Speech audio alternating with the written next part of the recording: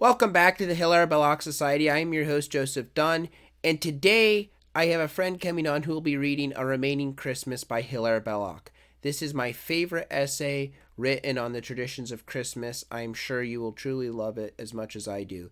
And with that, let us begin. A Remaining Christmas by Hilaire Belloc, read by Christopher Kilpatrick.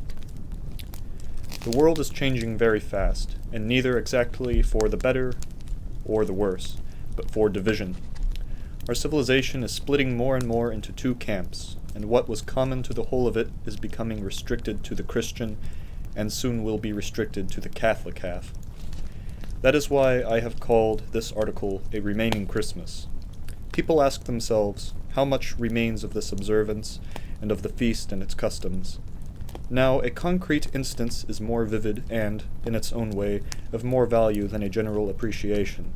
So I will set down here exactly what Christmas still is in a certain house in England, how it is observed, and all the domestic rites accompanying it in their detail and warmth.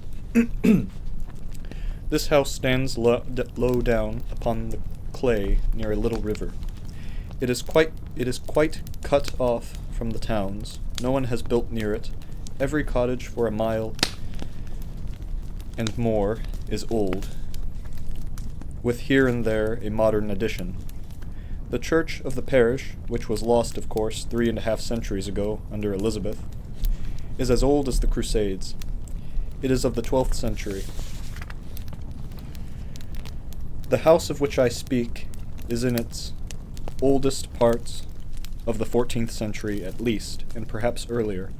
But there are modern additions. One wing of it was built 70 years ago, at the south end of the house, another at the north end 20 years ago.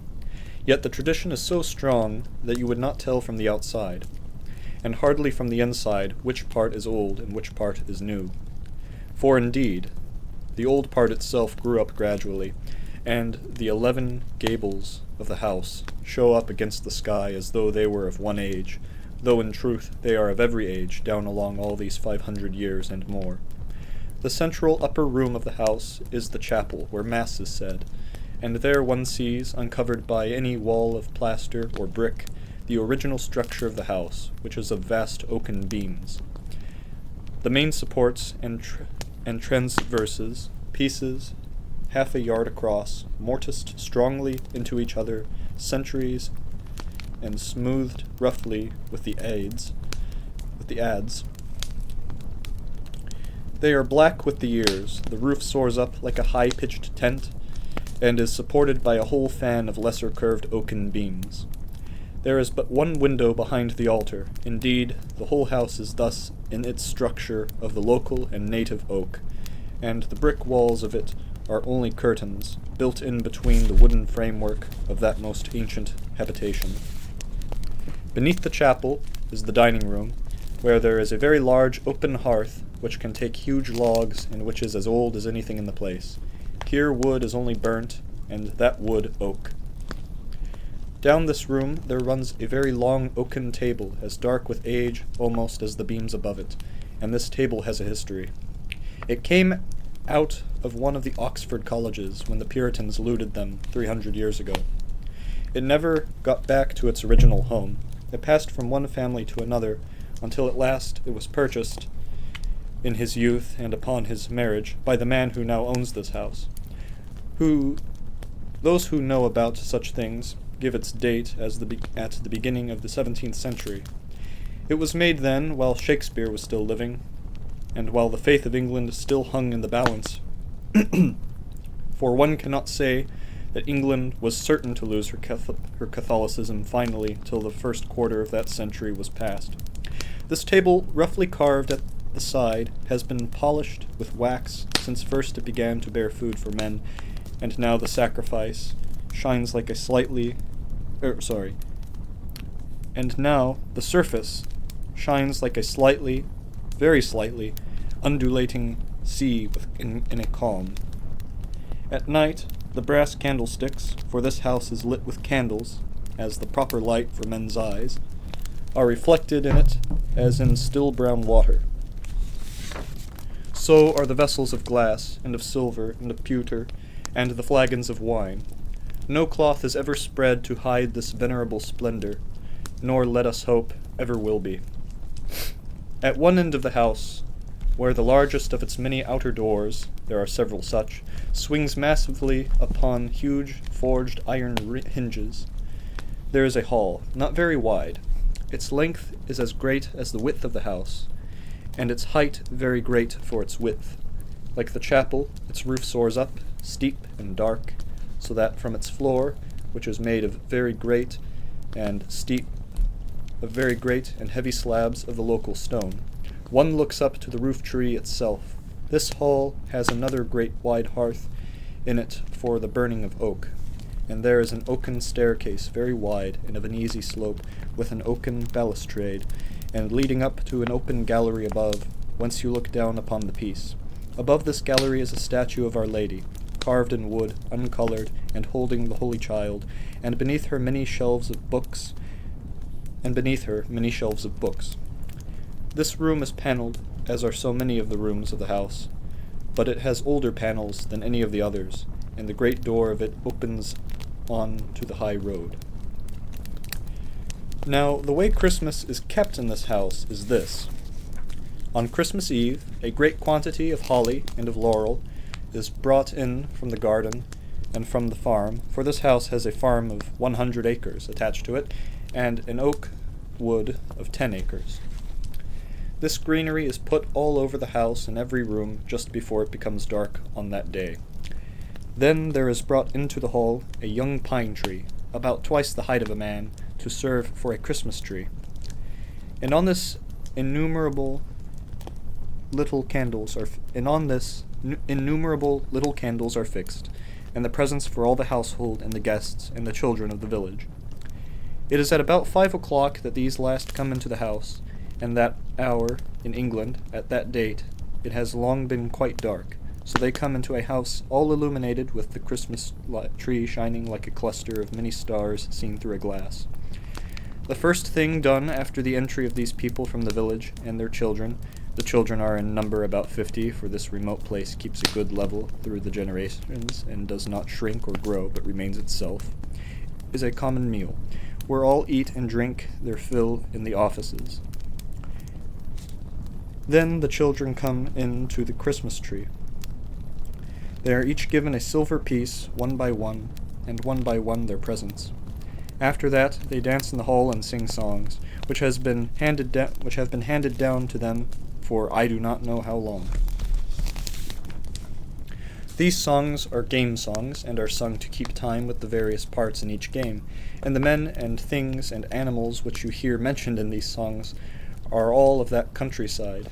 Indeed, the tradition of Christmas here is what it should be everywhere, knit to the very stuff of the place, so that I fancy the little children, when they think of Bethlehem, see in their minds as though it were in the winter depth of England, which is as it should be. These games and songs continue for as long as they will, and then they file out past the great fire in the hearth to a small piece adjoining where a crib has been set up with images of Our Lady and St. Joseph and the Holy Child. The shepherds, and what I will call, by your leave, the holy animals. And here again, tradition is so strong in this house that these figures are never new bought, but are as old as the oldest of the children of the family, now with children of their own. On this account, the donkey has lost one of his plaster ears, and the old ox, which used to be all brown, is now piebald. And of the shepherds, one actually has no head. But all that is lacking is imagined. There hangs from the roof of the crib, over the Holy Child, a tinsel star, grown rather obscure after all these years, and much too large for the place. Before this crib, the children, some of them Catholic and some Protestant, for the village is mixed, sing their carols. The one they know best is the one which begins, "The first good joy that Mary had, it was the joy of one." There are a half-dozen or so of these carols which the children here sing, and mixed with their voices is the voice of the miller, for this house has a great windmill attached to it. The miller is famous in these parts for his singing, having a very deep and loud voice, which is his pride. When these carols are over, all disperse, except those who are living in the house, but the older ones are not allowed to go without more good drink for their viaticum, a sustenance for Christian men. Then the people of the house, when they have dined, and their guests, with the priest who is to say mass for them, sit up till near midnight, there is brought in a very large log of oak. You must be getting tired of oak by this time. But everything here is oaken, for the house is of the Weald. This log of oak is the Christmas or Yule log, and the rule is that it must be too heavy for one man to lift. So 2 men come, bringing it in from outside, the master of the house and his servant. They cast it down upon the fire in the great hearth of the dining room, and the superstition is that, if it burns all night and is found still smoldering in the morning, the home will be prosperous for the coming year.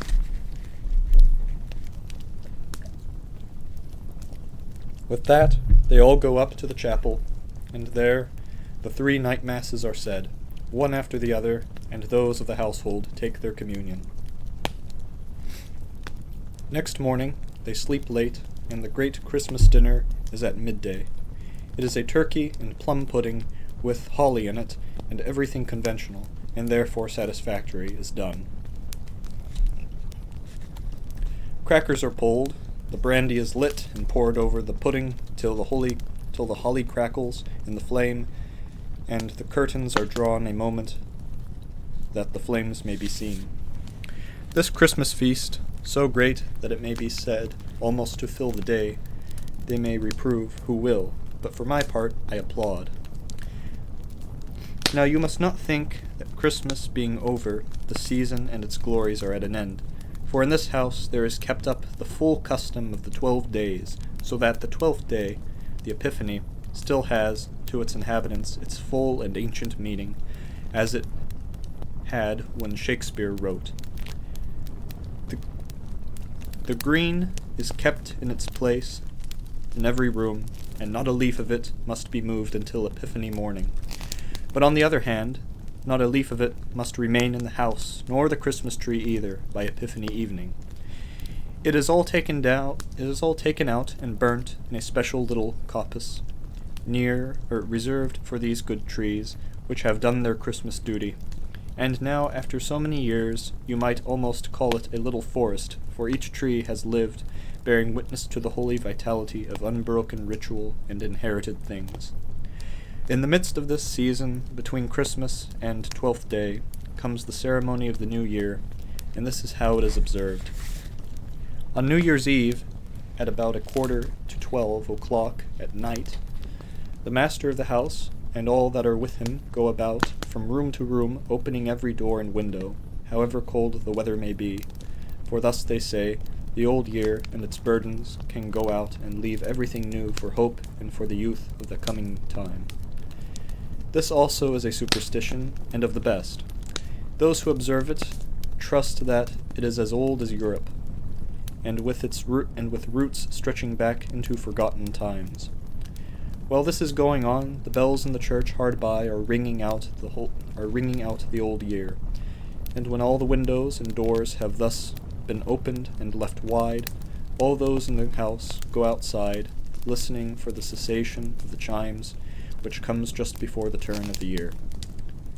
There is an odd silence of a few minutes, and watches are consulted to make certain of the time, for this house detests wireless, and has not even a telephone.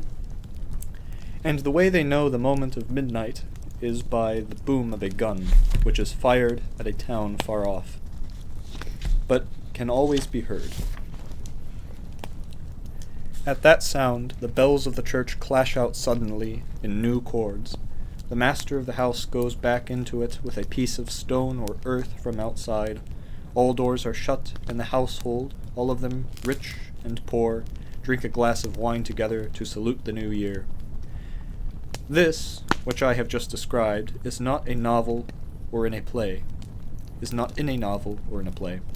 It is real, and goes on as the ordinary habit of living men and women.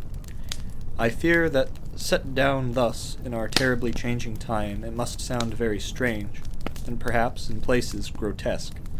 But to those who practice it, it is not only sacred, but normal, having, in the whole of the complicated affair, a sacramental quality, and an effect of benediction, not to be despised. Indeed, modern men, who lack such things, lack sustenance, and our fathers, who founded all those ritual observances, were very wise. Man has a body, as well as a soul, and the whole of man, soul and body, is nourished sanely by a multiplicity of observed traditional things.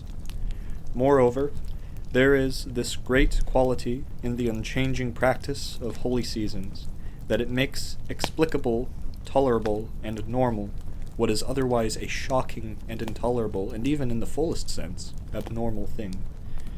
I mean the immortality of immortal man. I mean the mortality of immortal man.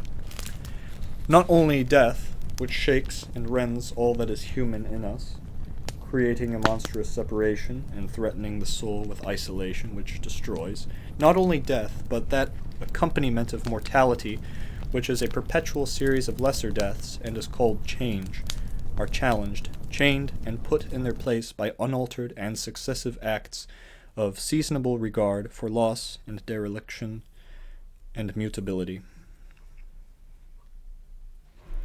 The threats of despair, remorse, necessary expiation, weariness almost beyond bearing, dull repetition of things apparently fruitless, unnecessary and without meaning, estrangement, the misunderstanding of mind by mind, forgetfulness, which is a false alarm, grief and repentance, which are true ones, but of a sad company, young men perished in battle before their parents had lost vigor and age, the perils of sickness in the body and even in the mind, anxiety, honor harassed, all the bitterness of living become part of a large business which may lead to beatitude, for they are all connected in the memory with holy day after holy day, year by year, binding the generations together, carrying on, even in this world, as it were, the life of the dead, and giving corporate substance, permanence, and stability, without the symbol of which, at least, the